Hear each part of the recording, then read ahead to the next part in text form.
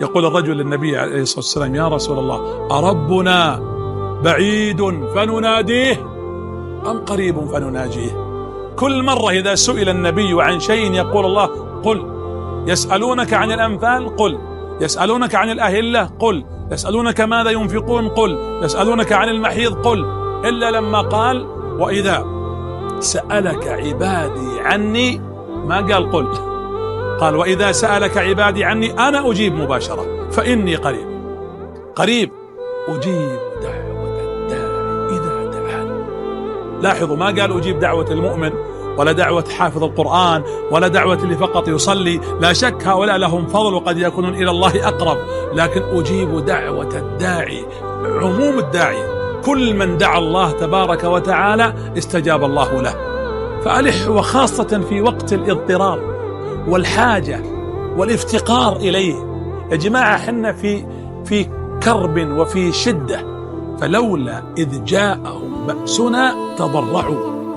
نتضرع إلى الله في حال انكسار رغبة في أن الله يعطينا. ليش الله جل وعلا جعل أسماءه كثيرة؟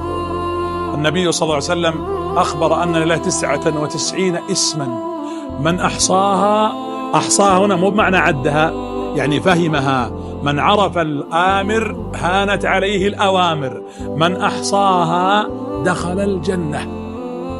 الذي يحصي يعرف. ليش الله يختم أغلب آياته ومواعظه في القرآن الكريم سبحانه وتعالى بأسمائه الحسنى؟ لا تكاد تمر على صفحة في المصحف إلا العليم، السميع، الفتاح، الرزاق، الباسط، الأول، الآخر، الظاهر. لماذا؟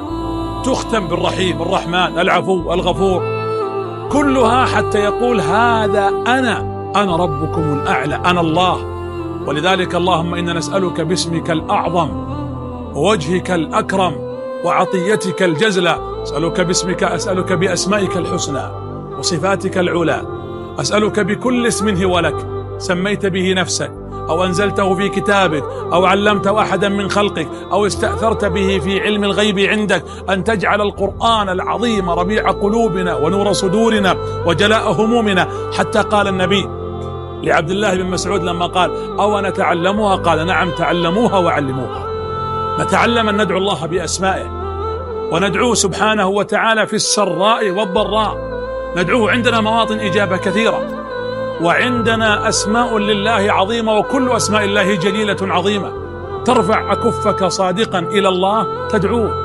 أم سلمة أو أم سليم أقبلت على النبي: يا رسول الله، أصابها هم وكرب تريد من النبي أن يدلها على طريق ودعاء يستجيب الله لها دعواتها.